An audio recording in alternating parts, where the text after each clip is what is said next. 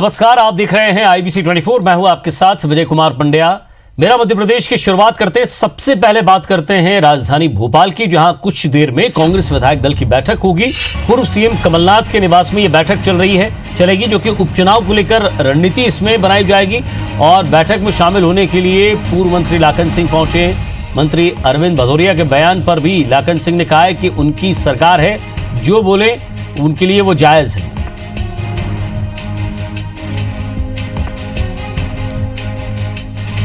तो थोड़ी देर में कांग्रेस विधायक दल की बैठक होने वाली है। उपचुनाव के साथ कांग्रेस विधायक के साथ साथ जो विधायकों ने दल बदला है और आगे भी जिस तरह से बीजेपी कह रही है कि और भी विधायक हमारे संपर्क में हैं और शामिल होने वाले हैं, ऐसे में पार्टी के अंदर क्यों इस तरह की सुगबुगाहट चल रही है, क्यों विधायक छोड़ कर जा रहे हैं, इस पर भी मंथन है।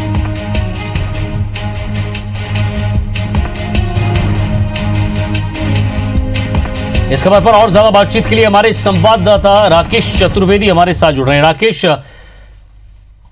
कमलनाथ के बंगले पर यह बैठक हो रही है। स्वाभाविक सी बात है कि जिस तरह से दो विधायक खिसक कर आए हैं, क्या आगे और जाने वाले हैं, पार्टी के अंदर क्या नाराजगी है, आने वाले उपचुनाव को लेकर क्या तैयारी है, इन तमाम बातों को लेकर यहां बैठक चलेगी।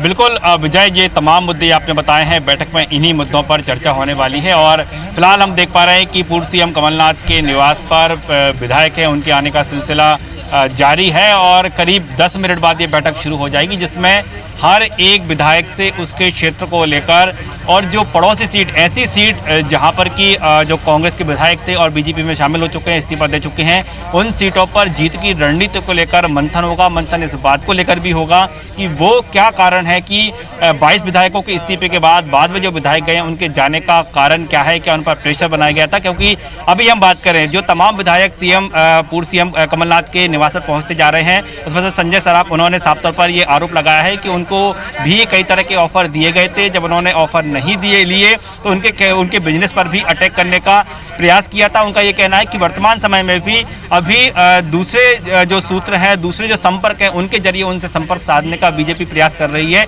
यानी उन्होंने आरोप लगाया है कि बीजेपी उनसे जो है संपर्क साधने का प्रयास कर रही है, उन पर भी इस्तीफा देने का दबाव बनाया जा रहा है। तो इस तरह के मामले जो लगातार निकलकर सामने आए हैं, पूर्व सीएम कमलनाथ जो है ऐसे तमाम विधायकों से 1 to 1 चर्चा करेंगे, मंथन होगा और इस पर हर एक पहलू पर आज जो है डिस्कशन होगा। यानी कह सकते हैं कि जो बैठक है आज लंबी चलने वाली है और बैठक के बाद यहाँ पर डिनर भी होगा। पूर्व सीएम कमलनाथ ने सभी विधायकों के लिए यहाँ पर डिनर भी रखा है। यानी कह सकते हैं कि आज देर रात तक मंथन चलेगा। एक एक सीट पर क्या किस तरह के समीकरण हैं, वर्तमान हालात किस तरह के हैं, जो विधायक वर्तमान कौन कौन से ऐसे विधायक हैं जिनसे कि बीजेपी अभी वर्तमान में संपर्क करने का प्रयास कर रही है, उनकी कोई कमजोरी तलाशी जा रही है, उन पर किस तरह का प्रेशर बनाया जा रहा है, ये वो तमाम विषय हैं जिस पर पूर्व सीएम आज तमाम विधायकों से चर्चा करेंगे। और इसके साथ ही जो 26 सीटों पर चुनाव होना है, उपचुनाव होना है, उसको लेकर रणनीति किस तरह की रहेगी, किन मुद्दों को लेकर जनता के बीच जाया जाएगा। हालांकि हम वर्तमान में बात करें तो कांग्रेस ये लगातार जो है बयान देती आई है कि जिस तरह से विधायकों ने अपना इस्तीफा देकर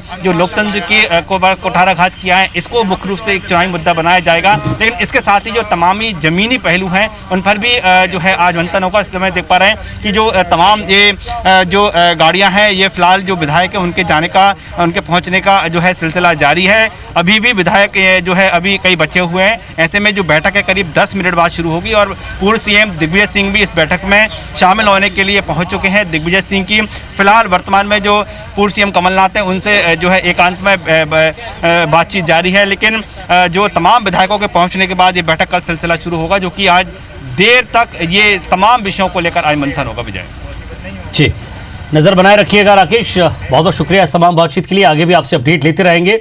तो पूर्व मंत्री और विधायक भी पहुंच रहे हैं, साथ ही साथ कोशिश ये की जाएगी कि आखिर इन 26 सीटों पर क्या रणनीति बनाई जाए और पार्टी के अंदर बाकी विधायक भी जुट कर रहे, कोई विघटन की स्थिति ना हो, किसी के अंदर कोई ये मन में ना आए कि पार्टी उसके साथ नहीं है या बाहर से उसे लालच दिया जा सकता है। इसे तमाम मुद्दों पर यहां बातचीत होगी।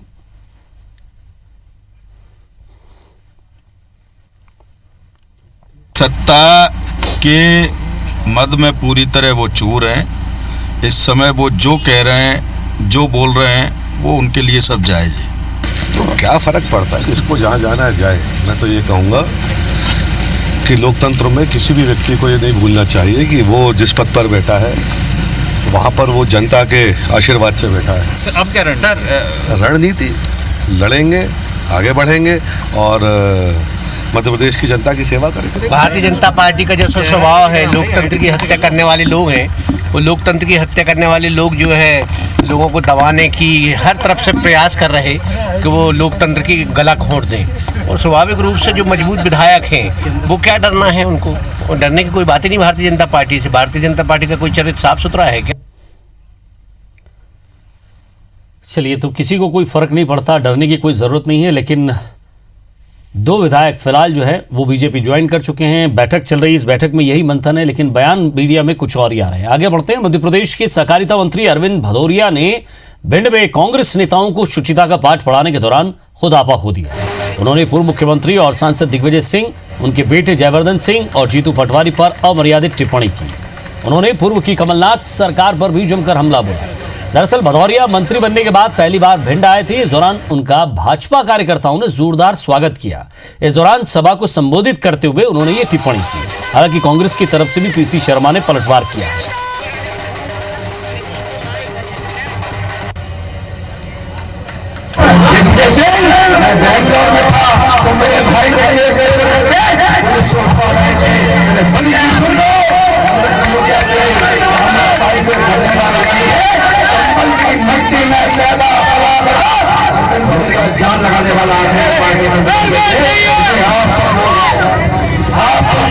और जो टिप्पणी की उसको मैं घोर निंदा करता हूँ। मैं समझता हूँ कि राजनीति में इस तरह की टिप्पणियों को जगह नहीं है। और मध्य प्रदेश में 26 विधानसभा सीटों पर आगामी दिनों में उपचुनाव होना है। बीजेपी और कांग्रेस दोनों ही दल इन चुनावों की तैयारियों में जुटे हुए हैं, लेकिन ये चुनाव कब होंगे ये फिलहाल तय नहीं है। बढ़ते कोरोना संक्रमण के चलते उपचुनाव तय समय सितंबर में हो, इसकी संभावना कम ही है। वैसे जिन सीटों पर उपचुनाव होना है वहां संघ और बीजेपी ने सर्वे कराया है। ज्यादातर सीटों पर बीजेपी की स्थिति अच्छी नहीं है। कांग्रेस से बीजेपी में आए नेताओं को लेकर क्षेत्र में नाराजगी है। यही वजह है कि बीजेपी डैमेज कंट्रोल होने तक चुनाव में नहीं जाना चाहती। हालांकि बीजेपी का कहना है कि चुनाव कब होंगे ये फैसला आयोग को करना है। खबर यह भी है कि उपचुनाव से पहले बीजेपी की योजना कांग्रेस खेमे में और सेंध लगाने की है। सूत्रों का कहना है कि सरकार में सिंधिया और उनके समर्थकों का प्रभाव कम करने के लिए बीजेपी कांग्रेस के कम से कम 10 और विधायकों को अपने पाले में लाने की पूरी तैयारी कर चुकी है। बताया जा रहा है कि बीजेपी के रणनीतिकार 35 सीटों पर उपचुनाव के लिए रणनीति बनाने में जुटे हुए हैं। हालांकि कांग्रेस चुनाव आयोग से जल्द चुनाव कराने की मांग कर रही है। चुनाव आयोग का ये हमारा विषय नहीं है। हम तो ये जानते हैं कि कांग्रेस में भगदड़ मची हुई है, कांग्रेस का जहाज आग गले तक डूब चुका है। इसलिए जो बचे कुछ लोग हैं वो भी भाग रहे हैं, जिनको अपनी इज्जत प्यारी है, सम्मान प्यारा है और जिनको जनता से सरोकार है, जिन्हें काम कराने हैं, वो सब कांग्रेस छोड़ के भाग रहे हैं। भारत निर्वाचन आयोग द्वारा एक पत्र जारी कर सभी राजनीतिक दलों से सुझाव मांगे गए हैं कि कोरोना की स्थिति जो है कोविड-19 में चुनाव के आम चुनाव और उपचुनाव होना है। बिहार में भी है और बहुत जगह पर मध्य प्रदेश में भी है। हम इस संबंध में हमारे प्रदेश अध्यक्ष आदरणीय कमलनाथ जी से चर्चा के उपरांत सुझाव भेजेंगे और जो भी विधि में सम्मत चुनाव होंगे, कोरोना में चुनाव कराना है, चुनाव कराए जाए, जल्दी कराए जाए।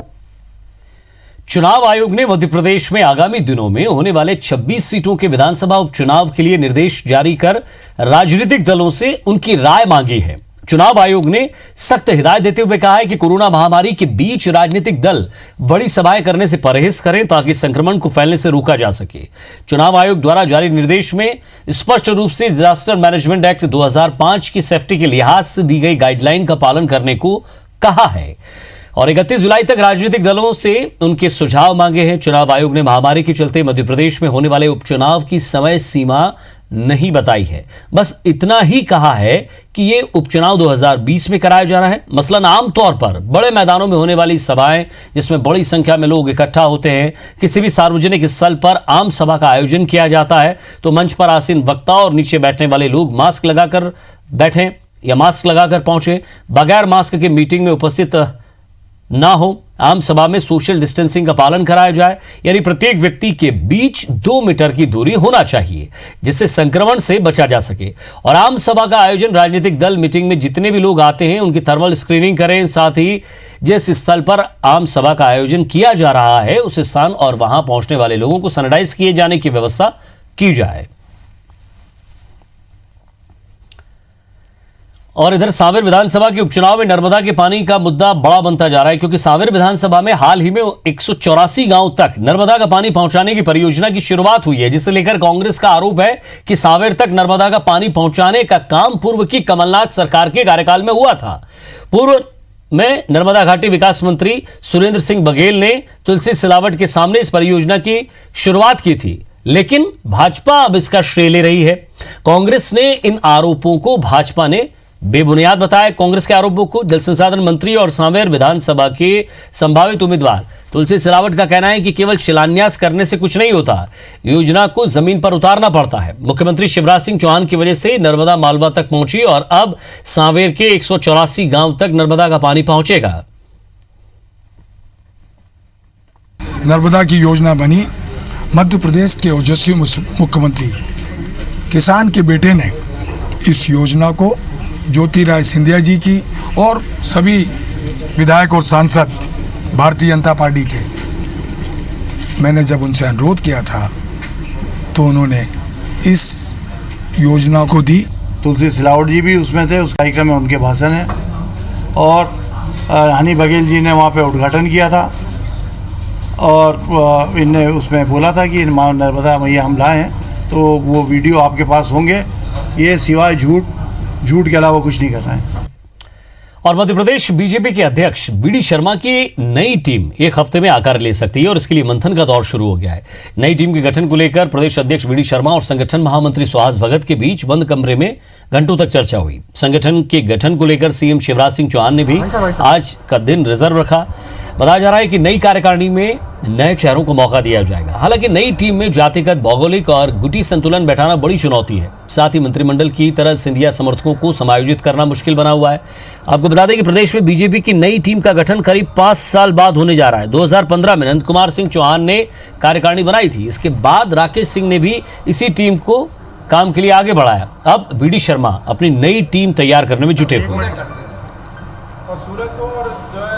आप देख रहे होंगे कि भारतीय जनता पार्टी में सभी लोग मिल बैठकर बात करते हैं, चर्चा करते हैं किस कार्यकर्ता को कौन सा काम दिया जाना उचित रहेगा, क्योंकि पार्टी में योग्य कार्यकर्ताओं की संख्या अत्यधिक है। इसलिए समयबद्ध कार्यक्रम के अनुसार मुझे लगता है कि बहुत जल्दी ही प्रदेश कार्य समिति भी आपके सामने आ जाएगी। प्रदेश में लागू होने वाली नई योजनाओं का रोड मैप अब जनता तैयार करेगी और इसके लिए प्रदेश की जनता सीधे सरकार को सुझाव भेज सकेंगी। दरअसल जनता की मंशा के अनुरूप योजनाएं बनाने और लागू करने के लिए सरकार ने mymp.gov.in नाम से एक पोर्टल तैयार किया है, जिस पर लोग सीधे अपने सुझाव भेज सकेंगे। जनसंपर्क विभाग इन सुझावों को इकट्ठा करके संबंधित विभाग को भेजेगा। सरकार का पोर्टल तैयार हो चुका है, जल्द ही उसे आम जन के लिए खोला जाएगा। बीजेपी का कहना है कि सरकार ने जनता की सीधी भागीदारी सुनिश्चित करने के लिए यह योजना तैयार की है। और इधर कांग्रेस का कहना है कि प्रदेश में फिर कोरी घोषणाएं शुरू हो गई है। ये योजना पहले की तरह घोषणाओं तक ही सीमित रहेंगी। जनता की जो योजनाएं हैं, जो जनता की जरूरतें हैं, हमारी सरकार सबसे सुझाव मांग रही है कि कैसे अच्छा अंतिम पंक्ति में बैठे अंतिम व्यक्ति तक कैसे लाभ पहुंचे, इसके लिए हमारी सरकार कार्य कर रही है। और इसी तारतम्य में हमने उन योजनाओं को भी जनता के हिसाब से बनाने का निर्णय किया है। ये ऐप या इस तरह की कोई बातें आपको कुछ भी सुझाव दें, करना आपको वही है जो विनाश की ओर ले जाता है, क्योंकि अभी तक आपने वही किया है। विकास आपने मध्य प्रदेश में किया नहीं। और मध्य प्रदेश में सीनियर आईपीएस का एक कथित वीडियो वायरल होने के बाद हड़कंप मचा हुआ है। सरकार ने कल देर रात 1991 बैच के आईपीएस अधिकारी वी मधु कुमार को ट्रांसपोर्ट कमिश्नर पद से हटा दिया है। उनकी सेवाएं परिवहन विभाग से वापस लेते हुए उन्हें पुलिस मुख्यालय में एडीजी पदस्थ किया गया है। कथित तौर पर आईपीएस मधु कुमार का लिफाफा लेते हुए एक वीडियो सोशल मीडिया पर वायरल हुआ है, जिसके बाद गृह विभाग ने उन्हें पद से हटाने का आदेश निकाल दिया। बताया जा रहा है कि ये वीडियो 2016 का है, जो आगर मालवा के सर्किट हाउस का है। तब मधु कुमार उज्जैन के आईजी थे। वीडियो में आईपीएस अधिकारी पुलिस के लोगों से लिफाफा लेकर ब्रीफकेस में रखते दिख रहे हैं। 5 मिनट के इस वीडियो में कई बार लिफाफा लेना देना दिखाई दे रहा है। फिलहाल ट्रांसपोर्ट कमिश्नर पद पर किसी की नियुक्ति नहीं की गई है। इधर बताया जा रहा है कि जल्द ही नए ट्रांसपोर्ट कमिश्नर की पोस्टिंग होगी।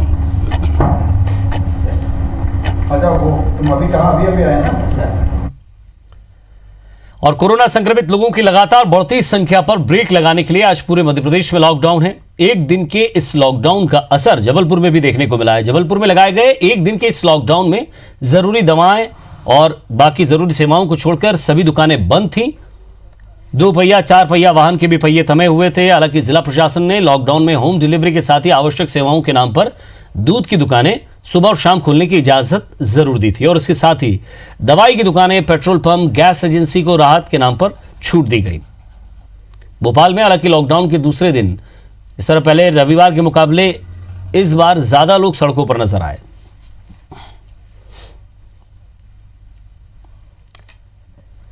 और इस वैश्विक महामारी कोरोना ने लोगों की जीवन शैली को बुरी तरह प्रभावित किया। हर क्षेत्र में इसका सीधा असर देखा जा रहा है। व्यापारियों को भी आर्थिक नुकसान हुआ है, लेकिन जबलपुर के गोहलपुर इलाके में स्थित गारमेंट्स क्लस्टर ने कोरोना वॉरियर की भूमिका निभाई है। यहां से हर साल करोड़ों रुपए के जीन्स और टी शर्ट देश विदेश में भेजे जाते थे, लेकिन इस लॉकडाउन के कारण यह क्लस्टर पिछले 4 महीने से बंद है। अब क्लस्टर में मास्क और पीपीई किट बनाने का काम शुरू किया गया है। यहां अच्छी क्वालिटी के मास्क बनाए जा रहे हैं, साथ ही मानक श्रेणी की पीपीई किट भी बनाई जा रही है। पीपीई किट की गुणवत्ता जानने के लिए किट को डीआरडीओ भी भेजा जाता है, जिसकी सप्लाई देश के कई राज्यों में की जा रही है। क्लस्टर के रेडीमेड गारमेंट बनाने वाले इकाइयां थी, उन्होंने इस दौरान मास्क और पीपीई किट बनाने का कार्य तेज़ी से किया और शहर में मास्क और पीपीई किट तथा महाकौशल क्षेत्र में कहना चाहिए कि मास्क और पीपीई की कमी नहीं आने दी है। और इसी के साथ फिलहाल इस बुलेटिन में इतना ही। नमस्कार।